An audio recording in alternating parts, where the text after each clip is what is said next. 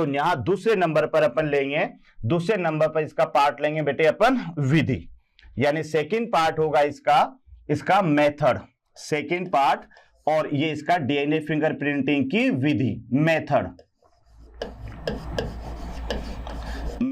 Of DNA fingerprinting, यानी DNA fingerprinting की विधि। तो बेटे यहां पर अपन विधि के लिए इसको अपन दो पार्ट में पढ़ने वाले हैं, दो पार्ट में अपन यहां पर लेंगे, दो पार्ट पर लेंगे। तो विधि में अब अपन क्या करते हैं बेटे, तीन व्यक्ति लेते हैं अपन, तीन तरह के सैंपल अपन वहां पर लेंगे, तीन तरह के सैंपल लेंगे। पहला सैंपल लेते हैं अपन, यानी DNA sample, DNA sample of crime site, DNA sample of crime site, DNA sample of crime site, crime site. एक होगा बेटे DNA sample of suspected A person, suspected A person, और दूसरा यहां पर अपन लेते हैं, यानी DNA sample, DNA sample from suspected B person, B person. इसको मैं यहां पर ए दे देता हूं बेटे, इसको मैं ए दे देता हूं सैंपल को, इसको मैं बी दे देता हूं, और इसको सैंपल को मैं सी दे देता हूं। तो यहां आप देख लें, पहले DNA sample from crime site, ये ध्यान रखना, पहले अपन डीएनए सैंपल लेंगे, और ये डीएनए सैंपल कहां से लेंगे, from crime site, DNA sample from crime site. तो ये ध्यान रखना, पहले अपन यहां पर डीएनए सैंपल जो लेंगे, ये लेंगे बेटे फ्रॉम क्राइम साइट, और यहां पर लेंगे DNA sample from suspected A person, और यहां लेंगे डीएनए सैंपल फ्रॉम जो है सस्पेक्टेड बी पर्सन। तो ये थोड़ा ध्यान रख लें, तीन डीएनए सैंपल लेंगे, एक डीएनए सैंपल तो अपन क्राइम साइट से लेंगे जहां पर अपराध हुआ है। अब अपराध से अपन ने डीएनए सैंपल ले लिया, अब इस डीएनए सैंपल को अपन जिस पर संदेह है ना, जिस पर सस्पेक्टेड है कि ये दो व्यक्ति ने ये अपराध किया है, तो बेटे फिर उनका भी डीएनए सैंपल लेंगे और फिर आपस में मैच करवाएंगे। तो यहां पर आप देखिएगा कि डीएनए सैंपल जब यहां पर अपन लेंगे, तो यहां अपन देखिएगा बेटे कि इसमें किस तरह से अपन इसको पढ़ेंगे। तो यहां अपन लेते हैं डीएनए सैंपल, तो यहां पर सबसे पहले अपन लेते हैं, यानी क्रोमोसोम नंबर जो है 7 का। तो ये यहां पर ये क्रोमोसोम नंबर 7 है, और ये इसमें इस तरह से इसके क्रोमोसोम हैं, ये क्रोमोसोम है। यहां भी अपन लेते हैं ये डीएनए सैंपल, डीएनए सैंपल बेटे, और इस तरह से यहां पर अपन ने ये क्रोमोसोम नंबर 7 लिया, ठीक है। यहां पर वीएनटीआरएस अपन ले लेते हैं कि सपोज करो इसमें वीएनटीआरएस 10 है और इसमें यहां पर 9 है, इसमें वीएनटीआरएस मान लो 8 है और यहां पर 5 है, इसमें वीएनटीआरएस मान लो 10 है और यहां पर 5 है। तो ये तो हम अब 10 है तो बेटे यहां पर 1 2 3 4 5 6 7 8 9, तो ये 1 2 3 4 ये 10, 9 है तो बेटे इसमें कितने कॉलम बनाएंगे आप, यहां पर 9 बनाएंगे, 1 2 3 इस तरह से 9। इसमें 8 है तो बेटे 8 बनाएंगे, 1 2 3 4। इसमें 5 है तो इस तरह से आप यहाँ पर 5 बनाएंगे। इसमें 10 है तो बेटे इस तरह से यहाँ पर ये वीएनटीआरएस को 10। इसमें 5 है यहाँ पर, सॉरी यहाँ पर भी बेटे 9 होगा 9, तो इसमें भी आप वीएनटीआरएस बनाएंगे यानी 9। तो ये तो हमारे पास में क्रोमोसोम नंबर 7 हुआ। उसके बाद में अब यहां पर अपन लेते हैं यानी क्रोमोसोम नंबर 16 लेते हैं, क्रोमोसोम नंबर 16। तो ये यहां पर मैं ले रहा हूं ये क्रोमोसोम नंबर 16। तो 16 में आप देखिएगा इस तरह से ये क्रोमोसोम है, ये यहां पर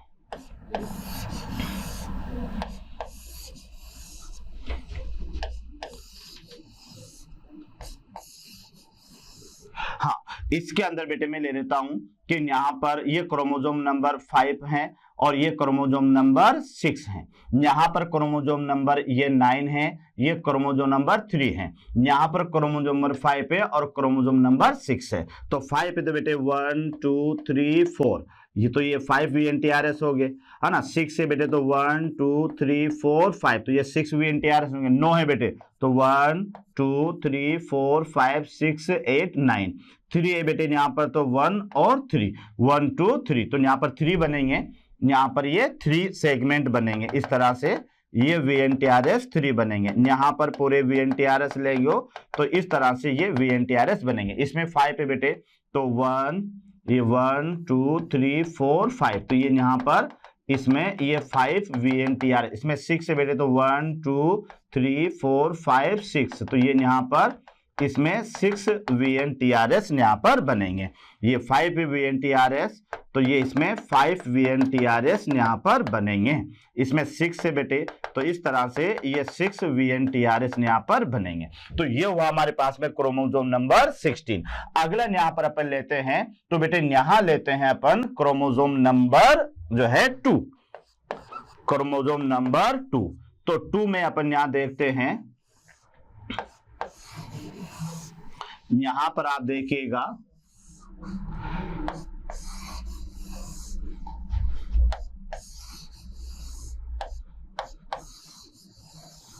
इस पर बेटे अपन यहां पर ले लेते हैं कि यहां पर ये 4th है और 1 ले लेते हैं अपन यहां पर 8।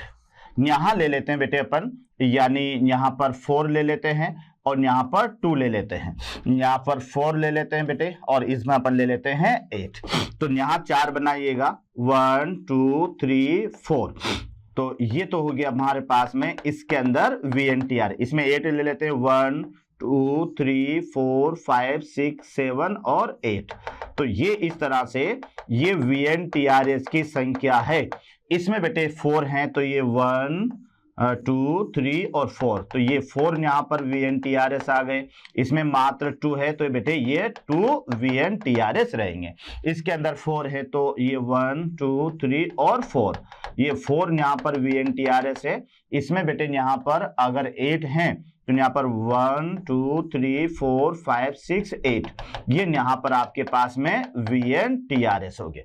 तो ये बच्चों यहाँ थोड़ा सा ध्यान देना पड़ेगा आपको कि क्राइम साइड पर अपने 3 गुणसूत्रों को चुना है, 3 गुणसूत्रों को चुना है, गुणसूत्र नंबर 7, गुणसूत्र नंबर 16 और गुणसूत्र नंबर 2, गुणसूत्र नंबर 2। तो ये ध्यान रखना, यहां अपन ने चुना है गुणसूत्र नंबर 2, तो ये थोड़ा सा ध्यान रखें। अगला जो हमारे पास में होगा ये है गुणसूत्र नंबर 2।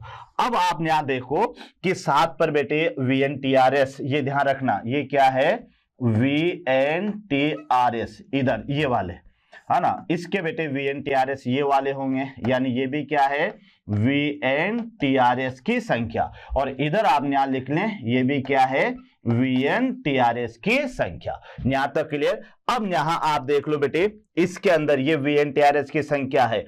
अब अपन यहां पर इनकी स्लाइड, इनकी ऑटो रेडियोग्राफी की जाएगी। तो ऑटो रेडियोग्राफी के बाद में यहां आप देख लें, यहां आप देख लें कि ये तो हमारे पास में है ये A सैंपल, ये हमारे पास में है B सैंपल और ये हमारे पास में है C सैंपल। तो बेटे ये यहां पर ये है A सैंपल, इसको मैं यहां पर ले रहा हूं, ये सैंपल है A।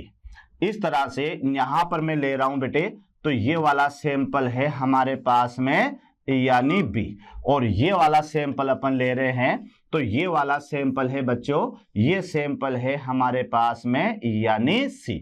क्लियर। इसमें VNTRS आप देखेंगे तो ये 1 2 3 4 5 6 7 8 9 10 11 और 12।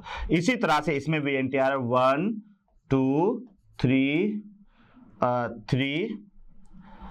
4 5 6 7 8 9 10 11 और ये बेटे 12। यहां आप देख ले इसका VNTRS 1 और ये 2, ये 3 4 5 6 7 8 9 10 11 और 12। तो ये बेटे आपको याद रखना है, ये VNTRS हमने वहां पर लिख दिया। अब देखो सबसे पहले अपन देखते हैं क्रोमोसोम नंबर 7 को। सबसे पहले अपन यहां पर देखें तो सबसे पहले अपन देखते हैं बेटे क्रोमोसोम नंबर 7। तो क्रोमोसोम नंबर 7 का VNTR तो 10 आ रहा है, तो यहां आप दिखाइएगा ए का देख रहे हैं बेटे अपन पहले, तो ये 10 पर यहां पर, ये यहां पर मैंने बना दिया, ये पहला VNTRS इसके 10 पर आ गया, ये 10 पर यहां पर आ गया, ये तो हो गया बेटे हमारे पास में 10। उसके बाद में कहां पर है 9 पर, तो ये यहां पर ये मैंने ले लिया, तो ये यहां पर बना दिया यानी 9 पर। ठीक है, अब आ जाओ सस्पेक्टेड बी वाला। तो बी वाले का जो क्रोमोसोम नंबर 7 वो एक तो 8 पर है, तो ये 8 पर बेटे मैं यहां पर, ये क्रोमोसोम नंबर है 7 जिसको मैंने येलो कलर से बनाया है, तो ये क्रोमोसोम नंबर 7। उसके अलावा क्या है बेटे 5, तो ये यहां पर दूसरा इसमें है क्रोमोसोम नंबर 5 का VNTRS 5 वाला, तो 5 पर अपन यहां पर लिखेंगे, ये क्लियर हो गया। उसके बाद में फिर आप देखो कि 10 और 9 पर, तो इस पर यहां पर अपन ने देखा तो ये 10 पर यहां पर एक VNTRS आ रहा है और एक आ रहा है इसके यहां पर 9 पर, तो ये यहां पर हमारे पास में हो गया एक तो 10 पर और एक 9 पर। उसके बाद में बेटे ये तो हुआ हमारे पास में कौन सा, यानी क्रोमोसोम नंबर 7। अब अपन बनाते हैं क्रोमोसोम नंबर 16 पर। तो क्रोमोसोम नंबर जो 16 है वो 16 को किस तरह से देखोगे बेटे, तो ये जो सस्पेक्टेड ए है उसका क्रोमोसोम नंबर 16 में कितने VNTR है 5 और 6, तो एक तो अपन 5 पर देखे बेटे, तो यहां पर ये वाला एक तो ये 5 पर आ गया VNTRS, और ये कहां पर देखोगे ये 6 पर आ गया VNTRS, ये यहां पर आपके सामने ये 6 पर है। उसके बाद में सस्पेक्टेड बी पर देखो 9 और 3, तो बेटे 9 कहां पर है, ये यहां पर, एक मिनट रुकिएगा, सस्पेक्टेड बी यानी इधर यहां पर आप देखेंगे, एक मिनट रुकिएगा, यहां पर अपन ने बनाया सस्पेक्टेड बी, तो एक तो बेटे सस्पेक्टेड बी में जो है ये 9 होगा, एक मिनट रुकिएगा, यहां पर बी में 9, तो ये बी में 9 यहां आ रहा है बेटे, इस जगह पर ये सस्पेक्टेड बी का 9। ठीक है, और उसके अलावा आप ये देख ले सस्पेक्टेड बी का 9 और दूसरा कहां पर आ रहा है 3 पर, तो ये 3 पर यहां पर अपन ने इसको बना दिया, तो ये तो हो गया हमारे पास में यानी सस्पेक्टेड बी।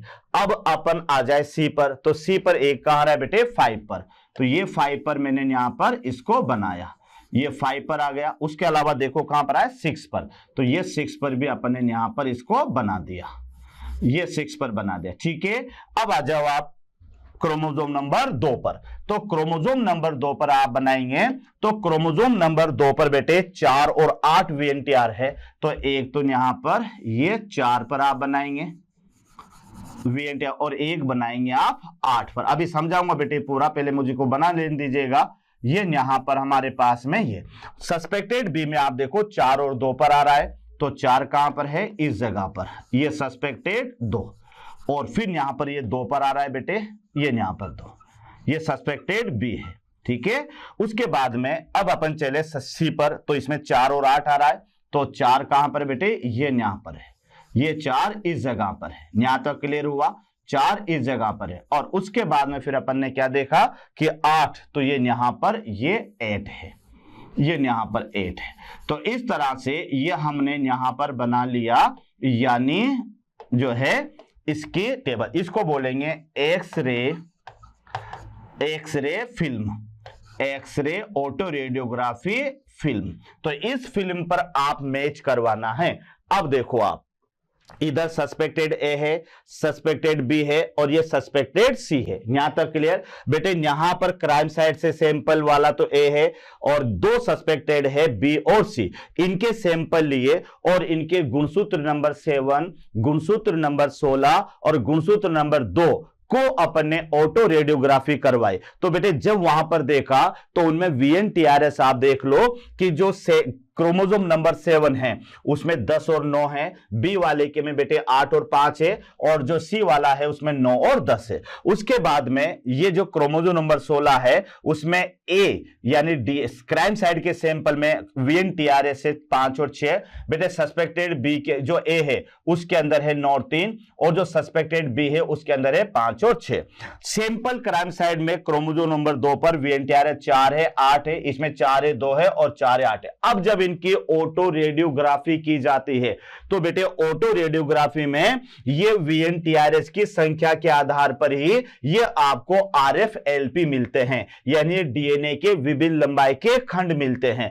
अब बेटे मैच करवाओ, आप मैच करवाइएगा तो यहां आप देखो कि इससे मैच करवाएंगे तो ये यहां पर, इसको इससे मैच करवाएंगे बेटे यहां पर, तो ये जो येलो कलर का है ये इससे मैच कर रहा है, ये यहां से बेटे ये इससे मैच कर रहा है, ठीक है। उसके बाद में ये और ये मैच कर रहा है, और ये वाला मैच कर रहा है, और ये वाला तो मैच कर रहा है बेटे, है ना, लेकिन और मैच नहीं कर रहे, इसमें ये मैच कर रहा है। तो अब आप देख लीजिएगा कि इसमें जो मैचिंग हुई है बेटे ये वाले सैंपल की मैचिंग इस वाले सैंपल से हो रही है, यानी यहां पर जो सस्पेक्टेड है यानी जो बेटे अपराधी है, तो यहां अपराधी जो होगा वो अपराधी कौन सा होगा, सस्पेक्टेड बी होगा। क्योंकि आप देख ले कि बेटे ये तो है क्राइम साइड का सैंपल, तो क्राइम साइड के सैंपल से जो मैच कर रहा है, आप देखो ये दो यहां पर जो है गुणसूत्र नंबर 7 है, ये गुणसूत्र नंबर 7 है ना, ये 1 है, ये 1 है, तो आप देख ले जो मैचिंग हो रही है ये मैचिंग कहां से हो रही है, क्राइम साइड के सैंपल से हो रही है। तो इसे अब यहां पर अपन विधि के माध्यम से पढ़ेंगे। तो ये तो बेटे मैंने आपको बता दिया, लेकिन अब ये किस विधि में काम करता है तो ये भी अपन देख लेते हैं कि सबसे पहले अपन क्या करेंगे बेटे कि क्राइम साइड से अपन ये सैंपल को रिसीव करेंगे। अब इसका मैं मेथड बता देता हूं बेटे कि किस तरह से जो है, तो ये है यानी ब्लड सैंपल, ये मैं यहां पर ले लेता हूं, ये है ब्लड सैंपल, क्लियर। अब ब्लड सैंपल से अपन DNA को पृथक करेंगे, तो यहां पर देखिएगा कि इस तरह से ये हमें पता प्राप्त हो गया, तो ये है पृथक DNA, ये होगा बच्चों पृथक DNA। यानी अपन ने क्या किया कि अब क्राइम साइट से जो सैंपल मिला है उससे किस तरह से DNA फिंगरप्रिंटिंग बनाएंगे, तो यहां आप देख लें कि ये यहां पर क्राइम साइट से ये ब्लड का सैंपल मिला है, उस ब्लड के सैंपल से अपन ने DNA को अलग कर लिया। DNA को अलग करने के साथ ही यहां पर अपन ने इसकी क्रिया रेस्ट्रिक्शन एंडोन्यूक्लियेज एंजाइम से करवाई, और उसमें करवाने के साथ ही बेटे हमें क्या मिला कि DNA के विभिन्न लंबाई के खंड यहां पर, तो यहां पर ध्यान रखना, यानी DNA के खंड या DNA के खंडों में या DNA के खंड, ये यहां पर DNA के कई खंडों में ये बदल गए DNA के खंड। अब ये जो DNA के खंड है इनकी जो व्यवस्था की जाएगी, यानी इनकी जो व्यवस्था की जाएगी बेटे या इन्हें जमाया जाएगा, तो ये होगा gel electrophoresis, jail electrophoresis method, यानी जेल इलेक्ट्रोफोरेसिस मेथड। तो यहां पर ध्यान रखो कि DNA के खंड जो कि इस रेस्ट्रिक्शन एंडोन्यूक्लियेज एंजाइम के करवाने पर प्राप्त हुए, ये यहां DNA के अलग अलग लंबाई के खंड यहां पर नजर आ रहे हैं बेटे। इनको व्यवस्थित किया जाता है जेल इलेक्ट्रोफोरेसिस के माध्यम से। तो जेल इलेक्ट्रोफोरेसिस में क्या हुआ कि यहां पर DNA के खंडों का पृथक्करण हो गया। यहां पर यह ध्यान रखना, जेल इलेक्ट्रोफोरेसिस के माध्यम से DNA खंड क्या हो गए, पृथक हो गए, DNA खंड पृथक हो गया, यानी जिस खंड को हमें चाहिए वह जेल इलेक्ट्रोफोरेसिस के माध्यम से उसको अलग कर लेंगे। फिर जेल इलेक्ट्रोफोरेसिस से यहां से बेटे स्थानांतरण होगा, स्थानांतरण। तो DNA खंडों को नाइट्रोसेल्यूलोज, यानी याद रखना बेटे DNA खंडों को nitrocellulose, nitrocellulose membrane, nitrocellulose membrane पर स्थानांतरित, ये ध्यान रखना कि DNA इसको आप कहोगे शोर्डन ब्लोटिंग, इसको आप कहोगे शोर्डन ब्लोटिंग। तो डीएनए खंडों को नाइट्रोसेल्यूलोज मेम्ब्रेन पर स्थानांतरित किया जाता है, इसे शोर्डन ब्लोटिंग कहेंगे। उसके बाद में बेटे यहां पर यानी नाइट्रोसेल्यूलोज मेम्ब्रेन को बाइंड किया जाता है, यानी bind with radio active probe, radio active probe. ये याद रखना कि यहां पर नाइट्रोसेल्यूलोज पर स्थानांतरित करने के बाद में नाइट्रोसेल्यूलोज मेम्ब्रेन को रेडियो एक्टिव प्रोब के साथ में जोड़ा जाता है। उसके बाद में फिर इसका किया जाता है बेटे यानी एक्सरे ऑटो रेडियोग्राफी, यानी याद रखना फिर इसकी की जाती है एक्सरे ऑटो रेडियोग्राफी। और ऑटो रेडियोग्राफी के बाद में इस पर एक्सरे पर विभिन्न लंबाई के बैंड, फिर इसको देखा जाता है एक्सरे फिल्म में, एक्सरे फिल्म।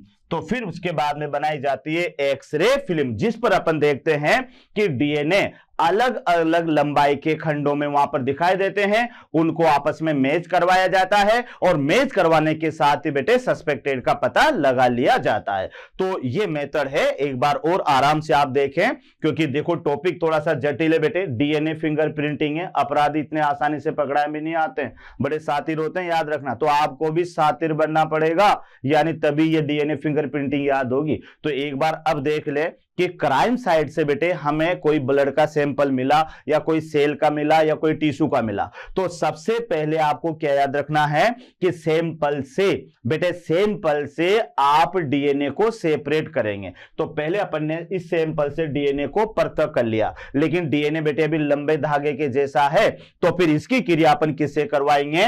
रेस्ट्रिक्शन एंडोन्यूक्लियेज एंजाइम से। और जैसे इसकी क्रिया करवाएंगे तो यहां डीएनए के विभिन्न लंबाई के खंड हमें मिलते हैं, डीएनए के विभिन्न लंबाई के खंड हमें मिलते हैं, और उन खंडों को फिर अपन जेल इलेक्ट्रोफोरेसिस मेथड के माध्यम से व्यवस्थित करके और विशेष लंबाई के खंड को अलग कर लेते हैं। तो ये तो आपको भी पता होगा कि जो जेल इलेक्ट्रोफोरेसिस है बेटे, डीएनए घनत्व के आधार पर या लंबाई के घटते क्रम में जमता जाता है, तो फिर वहां पर उनको व्यवस्थित करके विशेष लंबाई के डीएनए के खंडों को वहां से निकाल लिया जाता है। और फिर पृथक जो डीएनए खंड होगा इसे नाइट्रोसेल्यूलोज मेम्ब्रेन पर ट्रांसफर कर दिया जाएगा। कौन सी मेम्ब्रेन पर? Nitrocellulose membrane. तो ये याद रखना, डीएनए फिंगरप्रिंटिंग में काम आने वाली जो मेम्ब्रेन है उसका नाम है नाइट्रोसेल्यूलोज मेम्ब्रेन। तो नाइट्रोसेल्यूलोज मेम्ब्रेन पर स्थानांतरित कर दिया जाता है,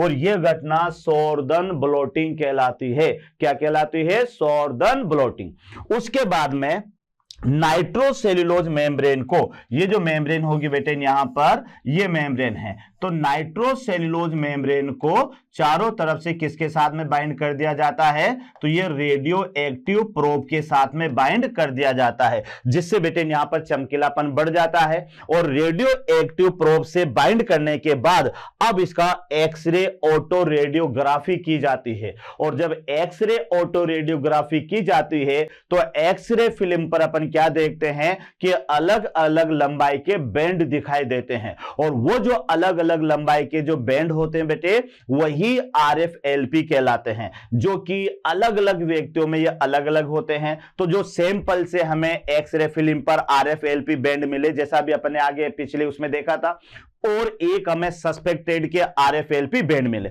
दोनों के बैंडों को मैच करवाया जाएगा। और मैच करवाने के साथ ही जिनके बैंड बिल्कुल समान नजर आते हैं एक्सरे फिल्म पर, तो फिर उसी व्यक्ति को सस्पेक्टेड मान लिया जाता है। तो इस तरह से इसको आप लिखकर भी याद कर सकते हैं। तो सबसे पहले अपन क्या करेंगे बेटे, इस विधि का पहला पॉइंट आपको क्या याद रखना है? विधि का पहला पॉइंट होगा कि सैंपल से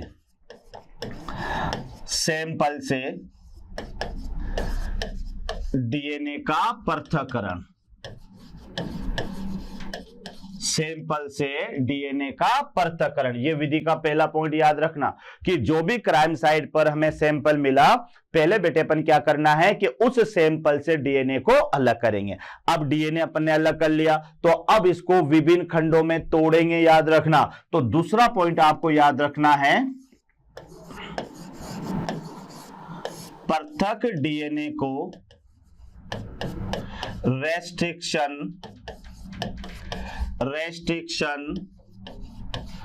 एंडो न्यूक्लियस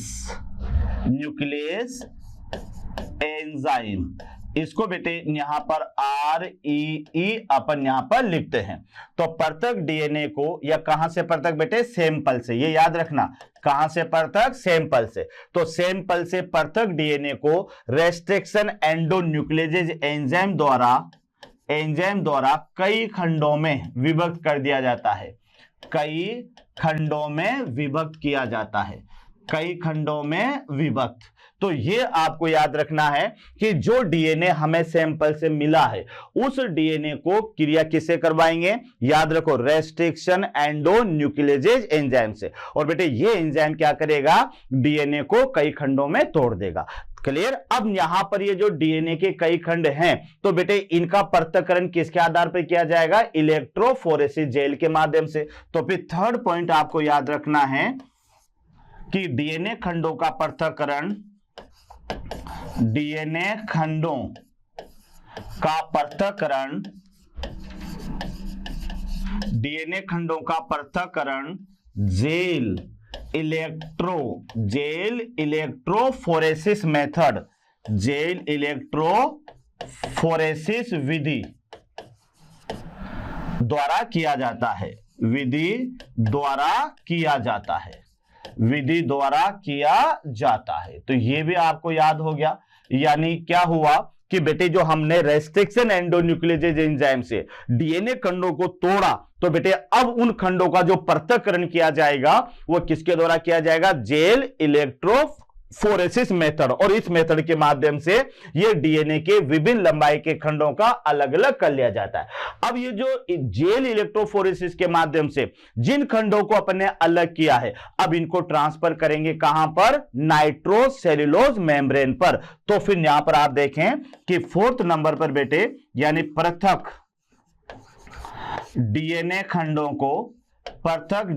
खंडों को न्याय याद रखना बेटे, पृथक डीएनए खंडों को नाइट्रोसेल्यूलोज, प्रथम डीएनए खंडों को नाइट्रोसेल्यूलोज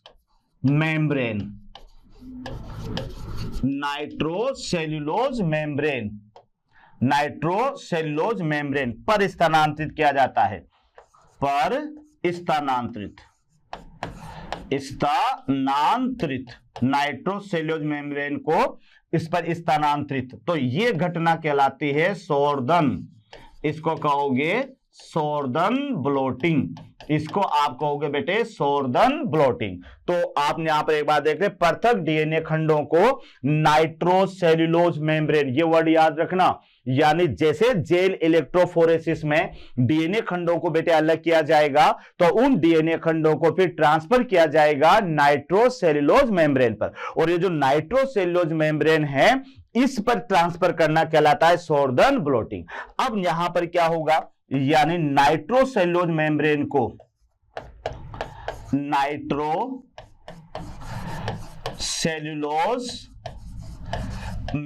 को बेटे ध्यान रखना, रेडियो एक्टिव प्रोब, यानी नाइट्रोसेल्यूलोज मेम्ब्रेन को रेडियो एक्टिव प्रोब के साथ जोड़ा जाता है, के साथ जोड़ा जाता है। तो यहां पर आप देख ले, के साथ जोड़ा जाता है। तो यहां पर स्टेप बाय स्टेप चलना बच्चों, क्योंकि डीएनए फिंगरप्रिंटिंग है।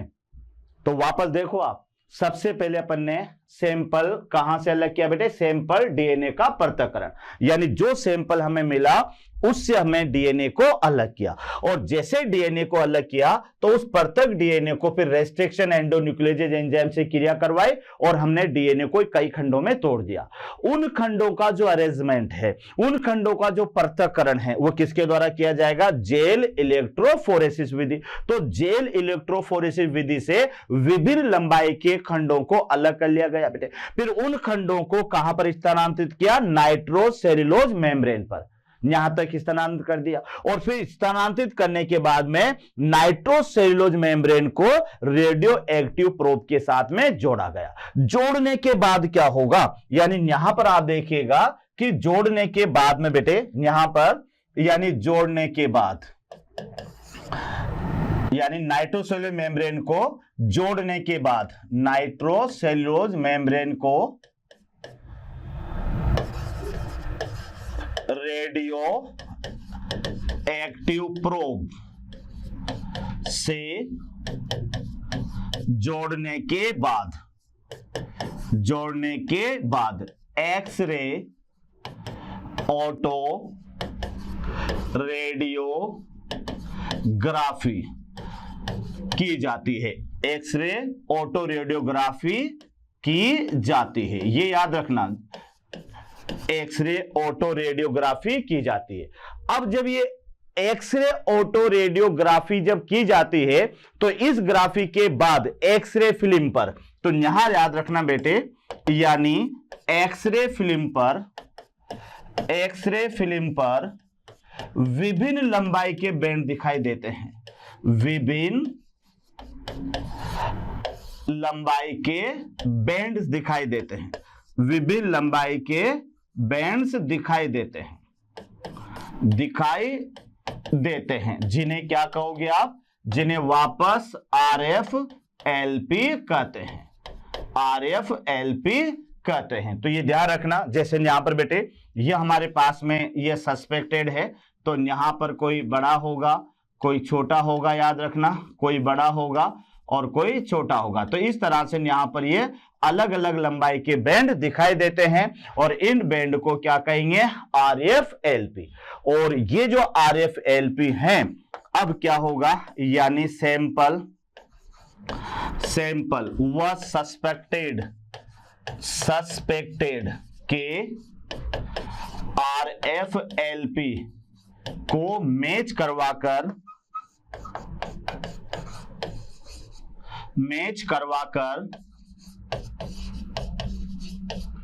DNA फिंगरप्रिंटिंग बनाई जाती है। तो ये आपके पास में हो गया DNA फिंगरप्रिंटिंग। तो बच्चों यहां पर आप देख ले कि पहले अपन ने क्या किया, पहले अपन ने ये किया कि क्राइम साइट से बेटे सैंपल को उठाया, फिर उस सैंपल से अपन ने डीएनए को बाहर निकाला, बाहर निकालने के बाद में डीएनए को विभिन्न खंडों में तोड़ा, विभिन्न खंडों में तोड़ने के बाद फिर उसे इलेक्ट्रोजेल फोरेसिस मेथड के द्वारा विभिन्न खंडों को अपन ने उनके लंबाई के अनुसार अरेंज करके अलग कर लिया। तो जेल इलेक्ट्रोफोरेसिस से उन कई सारे डीएनए खंडों का पृथक्करण किया। इन पृथक डीएनए